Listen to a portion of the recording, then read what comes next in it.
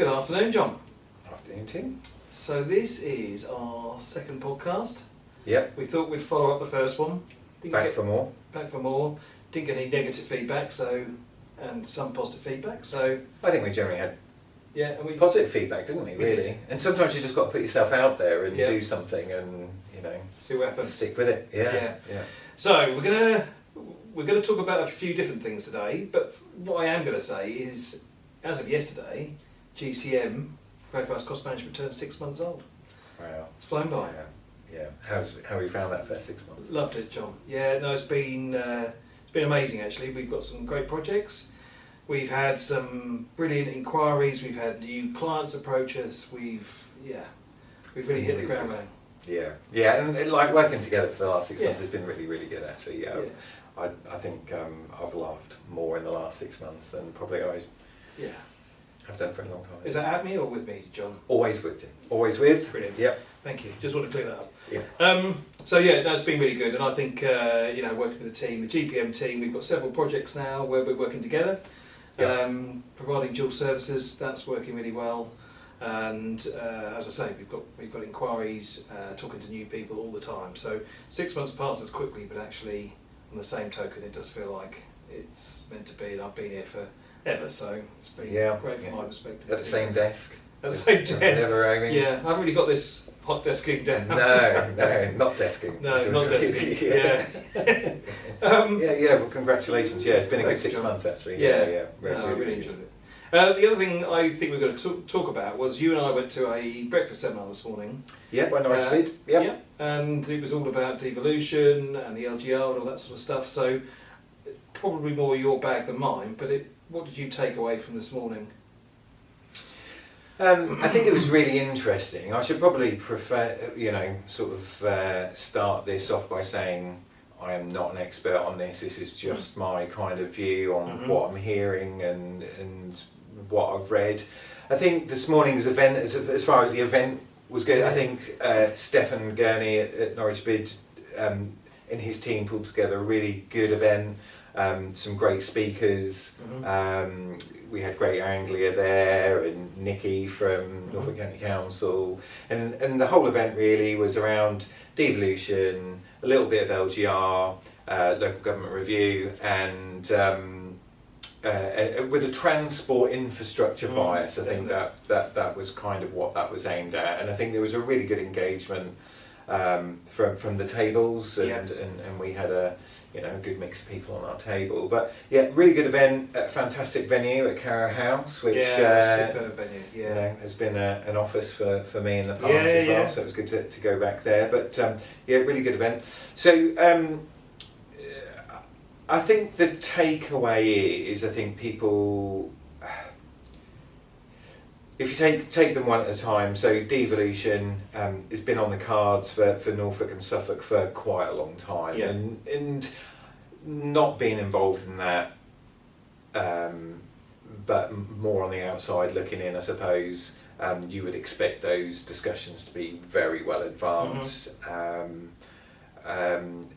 I think it just comes down to how that's delivered and how seamless that is, and the back office systems and all that kind of stuff.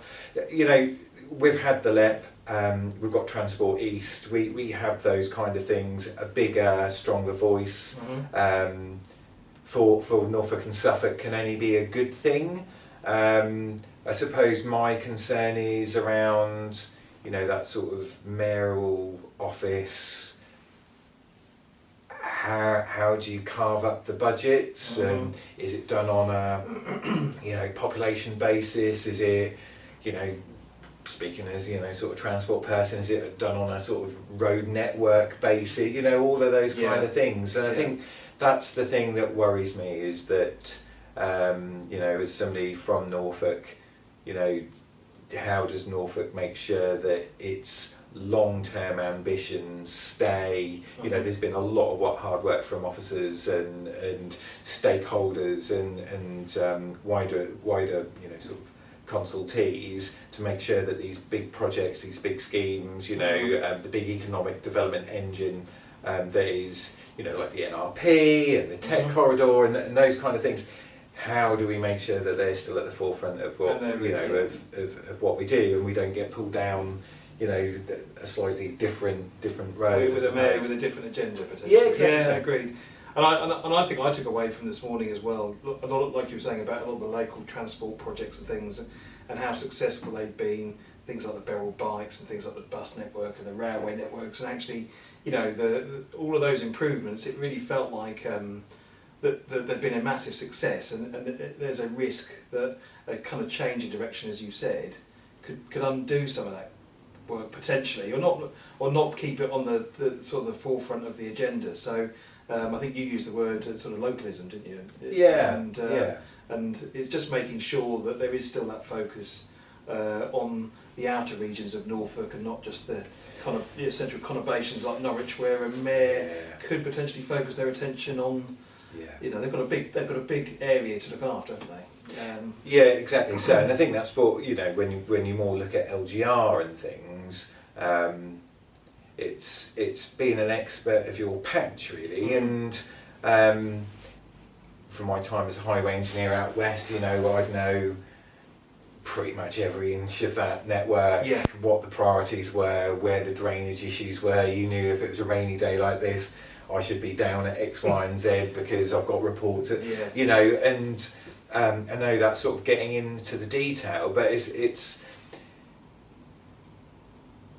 this follows like a period of intense budget cuts by the councils, who are trying very hard to make ends meet and find smarter and swifter ways of doing things. And I think, they've got a hard task ahead of them, and this has been going on for years. Yeah. And the mood music is well, I've still got this pothole outside my house and I don't know who to talk to, and real life issues, things that affect people.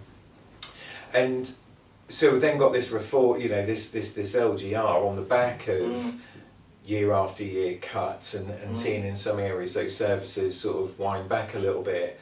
And I think where the focus perhaps needs to kind of remain is around keep delivering those services, keep delivering those priorities. There's going to be a lot of back office change. There's a lot of concern from officers, I would imagine, around are we going to have a job this time next year or not? And they are very live issues. So it's going to take very careful handling. But for me, it's about and for Suffolk as well, is making sure those priorities get delivered. I'm sure they're not sort of chucked into a bucket with half the amount of spending, and it's like the first one gets pulled out of the hat gets delivered kind of thing, which I'm sure it isn't the way it is. No. But there's not less to do more with. We need more to do the same, really. And we lose that localism and that kind of local knowledge, which is very hard to find, and it takes a lot of years to kind of build up that knowledge and stuff. And there was another thing I took as well away, and I think somebody on our table mentioned it.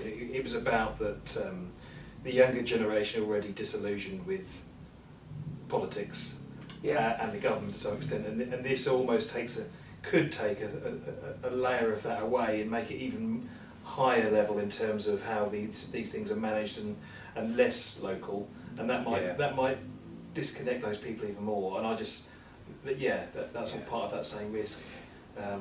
You can imagine perhaps like the younger generations just see it as another layer of sort of central government really. This body based somewhere. They've not somebody in Suffolk and I was based in Norfolk, where's my, do you know what I mean? And there's that sort of thing. But there'll be a lot of good that comes out of it, we talked today about connectivity and there was a lot of sort of focus around connectivity around sustainable transport and one bus ticket that would cover you from a travel trip that from end to end across, it was mentioned about multimodal tickets, so you can take a Beryl bike to the station, get a train, hire a car or whatever, or a bus the next end, and do all those kind of things. I think that's really, really good. If it gives us a bigger voice for rolling out broadband. I mean, there was mentions of 6G and 5G. Yeah. There are no bars where I live, so like, what was that used to be, GPRS or like 3G would be very welcome.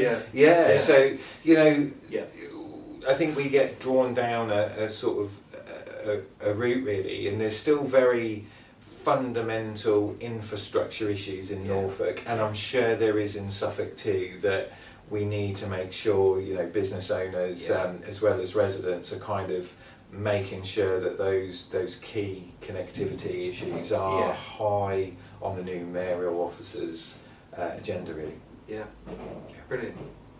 Yeah, well, I think we could probably talk about that for a long time, and I think we'll probably talk about it again as this, that's as without talking about the geographics and what does one unitary, 3 unitaries, what does that look like, and what does that mean? But for now, I think it's how do our priorities stay priority, and and making sure that the local businesses and the local economy is kept intact at the end of it all. Absolutely. Yeah, good. It was good. It was really good. A very good event. Nice pastries as well. Yeah. Last time we talked a bit about skills and skill shortages and that sort of thing. I don't know that we've come up with any more ideas on how to resolve that, but one thing, I know certainly in this office we've got an intern coming in to join us. Really excited. Next week or two, So who's with Lots us of preparation gone into that. He's with us for a couple of months, I think, aren't they? Yeah. So I think we're continuing to do our bit, certainly the best we can. I guess we'll talk. It's difficult in a difficult market, isn't it, at the moment? And I think everybody recognises that. Things are moving now, but it's been a difficult market for a long time. So I think being able to take on an intern and I know other consultancies are doing something similar is good to see. Yeah, definitely. And then trying to keep this fairly snappy. So I thought maybe we could end on a rather silly question, but I've wondered for the last 6 months, I say tongue in cheek, what is your favourite pizza topping, Jon? Well, it is one of the 4 main food groups, isn't it, next to chocolate? Yeah. Pizza, chocolate, fruit, veg. Yeah. And I genuinely don't know what your answer Fiorentina. is. Yeah. Is it Fiorentina? Is that how you... Fiorentina. It's one with the egg in the middle. Yeah. So what else is on there? Egg, ham, cheese? Yeah, spinach, olives, I think. Yeah. Yeah, it's almost like a healthy... It's a baked healthy good, isn't it? Yeah. I think That's probably a little exotic. What about for me. yourself? Well, I'm a little more conventional, I suppose, but I would go for a pepperoni. And I think when funnily enough, when we first started talking about the idea of GCM, we met in what's the name of that pizza place? Denelli's. And I had a pepperoni pizza in there, which is pretty spicy, but that would be my go-to. I don't know if that's like a plug or anything, but I should mention that Denelli's is... If you haven't been, you've got it, Brilliant. Yeah, Timber Hill. Yeah. That's where it's at. Great. Well, I think that's probably all we're going to talk about for now. I think we're going to try and keep these things regular as well, and keep them more frequent so that they're not too long and people can afford the time to watch them. But there's a lot coming up, isn't there? We've got the Royal Norfolk Show coming up. Yeah. We've had the opening of the Norfolk Food Hall. So I'm looking forward to going and have a look at that. Yeah, me too. And then we're winding into these summer holidays. So what that brings. Yeah. So no, thank you for your time, Jon, and thanks everybody, and we'll be back with another podcast soon. Thanks very much.